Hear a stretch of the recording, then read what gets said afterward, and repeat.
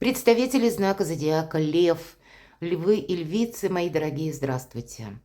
Таро расклад, события ближайшего будущего, Таро на неделю с 8 по 14 июля. Давайте узнаем, что же вам подскажут карты, какие энергии для вашего знака они видят. Будем реалистами, всегда говорю об этом. Любые прогнозы, расклады не расскажут о тонкостях вашей личной жизни или ваших личных планах, задумках или то, что вы переживаете в данный момент. Но если, допустим, альтернативный вариант развития событий, я думаю, через карты мы можем просчитать, и какой-то пазл у нас сложится, как мы будем действовать в той или иной ситуации. Пожалуй, этим и хороши расклады. Мы идем вперед, что важно знать, хотела только что сказать. Счастье, вот что вам важно знать. Движение в сторону вашего счастья. Очень многогранная карта, которая говорит в целом о благополучии, мои дорогие львы. Это кубки, это эмоции, которые тоже могут где-то преобладать, могут захлестывать. Все же это больше положительная карта, и не больше, а по максимуму десятка. То есть есть какое-то вдохновение, есть воодушевление, эмоциональный подъем. Это да, но придется решать какие-то материальные вопросы. Может быть, буквально, которые связаны с вашей личной жизнью, но это есть подтекст материализма. Или вопросы с вашей недвижимостью, вопросы, которые касаются ваших партнерских отношений, именно личные. Может быть, это какое-то из знакомства, кто знает, я не могу отрицать у вас. Прочитайте, мои дорогие, гороскоп, который я опубликовала на своем сайте. Сверьте энергии этой недели вообще с тем, что пророчат звезды на июль месяц. Я оставлю ссылку в описании под видео, и вы можете сравнить, как это вот то, что звездное расписание видит вашу жизнь для вашего знака зодиака, и то, что говорят карты, как это в вашей реальности проигрывается. Ну, давайте я достану карту, сама точнее. Что важно знать на этой неделе?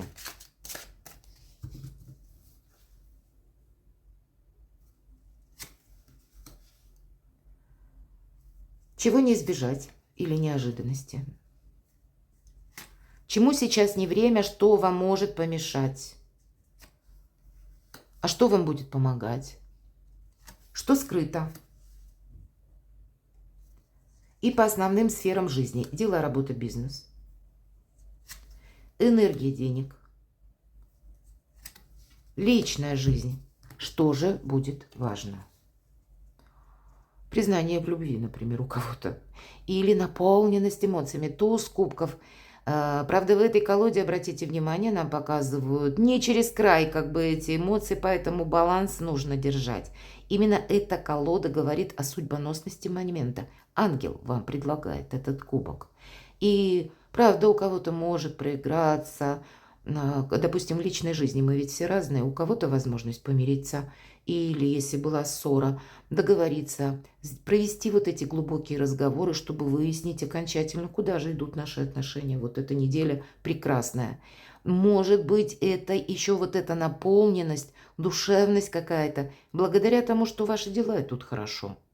Это имеется в виду дела, работа, бизнес. У кого-то документ кто-либо из вас получает, у кого-то предложения по работе, какие-то душевно добрые, хорошие, которые обещают перспективы. Ну, а у кого-то предложение руки и сердца. Вот совершенно по-разному. Но правда, что важно знать, добрая энергия этой недели. И ваш эмоциональный подъем, когда хорошее настроение. Чего не избежать? Еще один туз. Что-то судьбоносно важное, какое-то важное решение у вас приходит по этой карте. Это наш внутренний инсайт. Это вы можете делать внутренний выбор, в какую же сторону или в каком направлении. И я теперь буду развивать самого себя, например, или ваше творчество, или где я себя вижу, в принципе, это как визуализация себя в будущем. И тогда это правда, как протянуть себе руку помощи. И мы с учетом открытия квантовой физики мы с вами знаем, что мысль материальна. И отправить правильную мыслеформу в пространство, это значит себе сформировать некоторый образ себя в будущем. И если мы это сохраняем в нашей ментальности, мы словно движемся по направлению к своей мечте. И у вас с учетом этих двух тузов, вот в этой проекции как раз об этом вам говорят карты. Что-то доброе, хорошее совершается на этой неделе. И судьбоносность момента, правда, она даже по картам, я вижу, подтверждает весь тот планетарный гороскоп, который я писала. Чему сейчас не время? Не время куда-то отправляться, не время, ну, где-то проявлять мужество, рассчитывать только на самого себя. Не время, ну, знаете как, быть каким-то педантом. В каком плане? Страдать перфекционизмом, думая, что я сейчас, вот я, только я, да, вот где-то с нашего эго мы рассчитываем и думаем, что я сейчас все детализирую, просчитаю и пойду вперед. А нет. Вот быть готовым к каким-то еще последующим неожиданностям. Они как раз встретятся на нашем пути, на вашем пути. И вы еще можете что-то на пути к собственному успеху корректировать. Или вам могут еще какие-то события, ну, приходить как на порог, и вам придется с этим взаимодействовать. Вы еще не достигли того берега успеха, к которому вы стремитесь. Вам еще придется проделать какой-то путь. Вот об этом говорит карта. Это карта шестерка мечей или карта заслуженного успеха.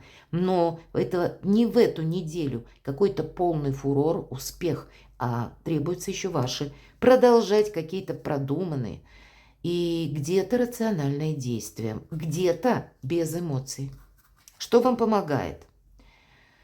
Когда вы никуда не торопитесь, девятка жезлов всегда говорит о том, что мы и так немножко на своей волне. Мы как в укрытии, из этого укрытия мы наблюдаем сначала за тем, что происходит вокруг. Мы даем людям проявиться полностью.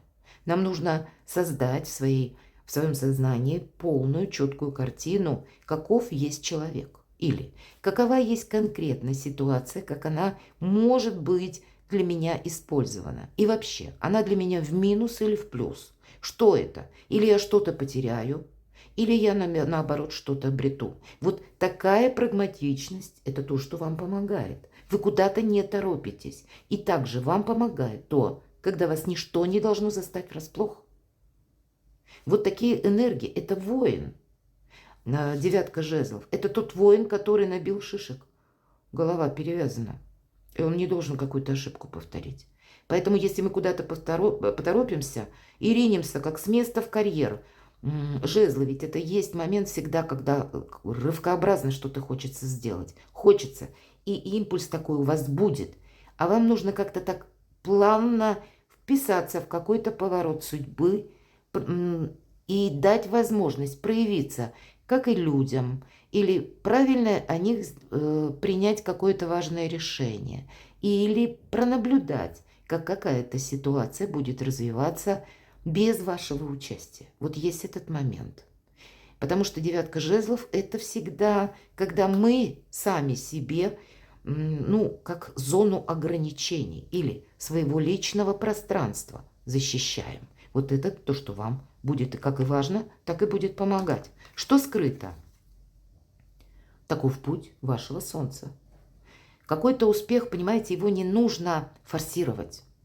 У кого-то через личную жизнь проиграется. Буквально, если вы пойдете с напором на человека, ну, напором я имею в виду, когда, ну, давай быстрее решай, например, да, или что ты думаешь, или вы будете требовать каких-то быстрых обязательств от человека, тогда вы проиграете. А если вот все то, что я только что перечислила по девятке жезлов, вот такая неспешность, такая где-то наблюдение, это участие, но по девятке жезлов, когда мы в двух случаях откликаемся, когда нам что-то угрожает, раз, и когда мы чего-то не должны упустить, два. Или сбрасываем ненужный груз забот, или ненужный груз обязательств, никому новых не даем. Вот это вам все помогает. Вам нельзя, я бы даже сказала, мои дорогие львы и львицы, как будто встрять буквально в какие-то обязательства раньше времени и потом, ну, создать для себя зону ограничений именно из этих обязательств, когда вы не сможете вправо-влево рыпнуться буквально, потому что вы уже кому-то что-то пообещали. Не торопиться, в принципе, потому что на кону ваше солнце. Но вы этого можете еще пока не видеть. Какая-то ситуация, нам ведь тоже говорят, ты еще не достиг берега. Тебе еще придется проделать какой-то путь. Поэтому не время расслабляться. Не время как куда-то торопиться. Так и не время где-то брать на себя обязательства или активно в чем-то участвовать. Но вот где-то будьте серым кардиналом.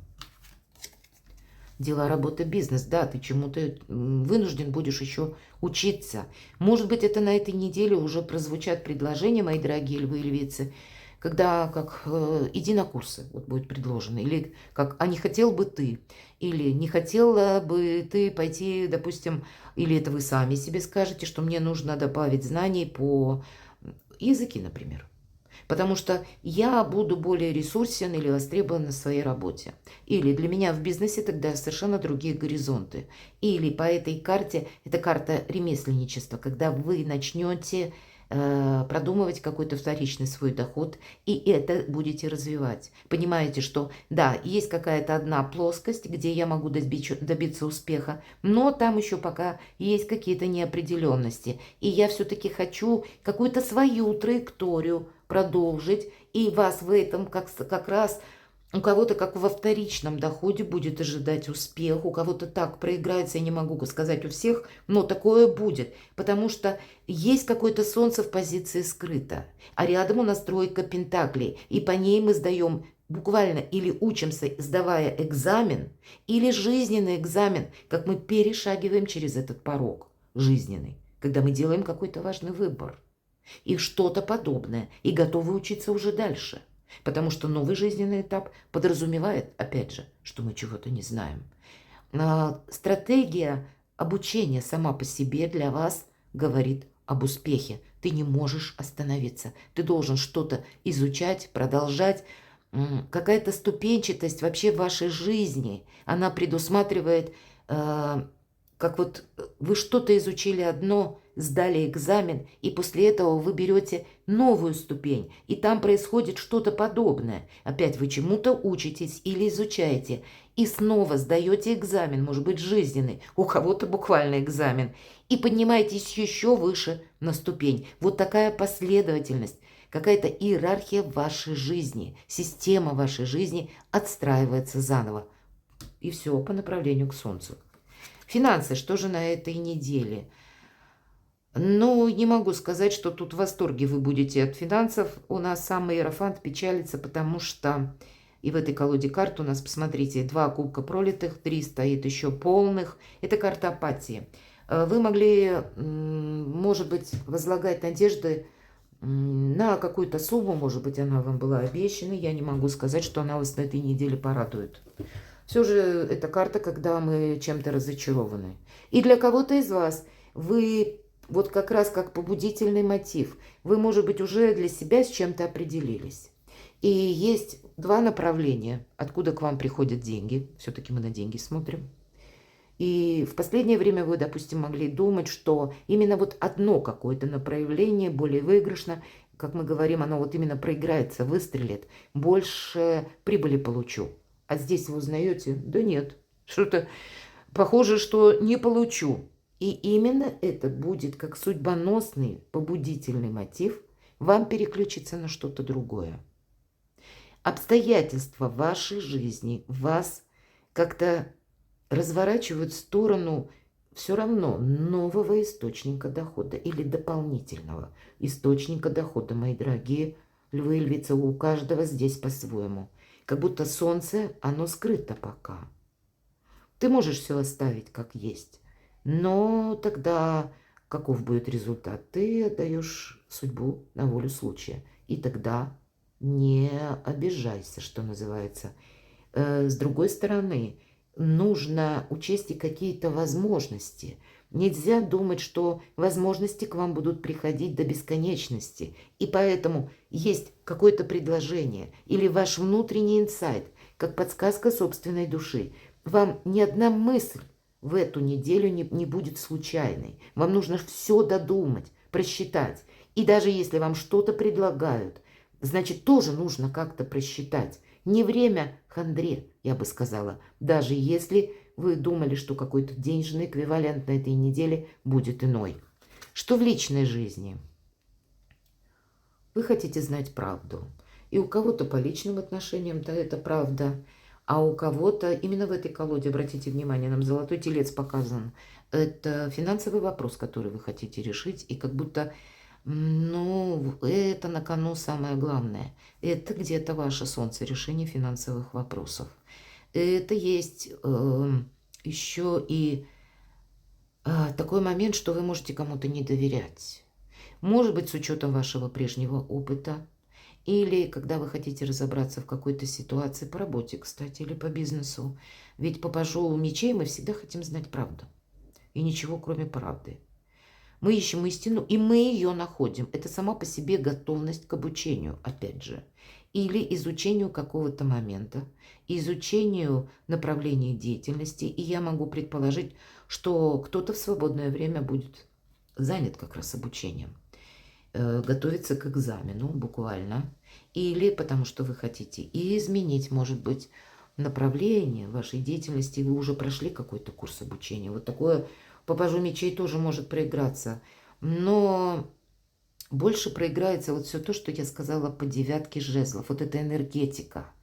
Вам как будто вот так и нужно поступать, все то, что я сказала. И вы чувствуете и себя где-то, ощущаете в этот момент, что есть еще 1000 неопределенностей вокруг меня. И я, если потороплюсь, и я не увижу какой-то правды, а мне именно нужно с чем-то определиться, потому что я не хочу, к примеру, работать впустую или работать на чье-то честолюбие. Я хочу работать на собственное солнце.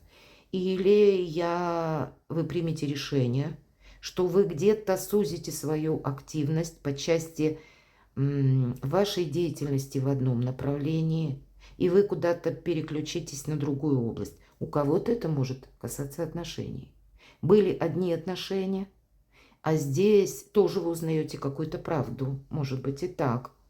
Но у вас есть какое-то новое вдохновение. Я не могу сказать, что это прямо вот за поворотом новая любовь. Я могу допустить, потому что это только карты. Но, тем не менее, есть, мои дорогие львы, что в вашей жизни вас наполняет. И даже если на этой неделе какие-то отношения у вас подходят к концу, вы узнаете правду. Или, может быть, вы сами в чем-то ставите точку, то вас это скорее освобождает, нежели удручает. Вот как-то так. Но, безусловно, у каждого по-своему, потому что солнце вы интуитивно на этой неделе будете чувствовать, куда мне следует идти, а в каком направлении, в принципе, закрыть дверь. Перекладывайте на себя, мои дорогие, и будьте счастливы, будьте любимы всегда.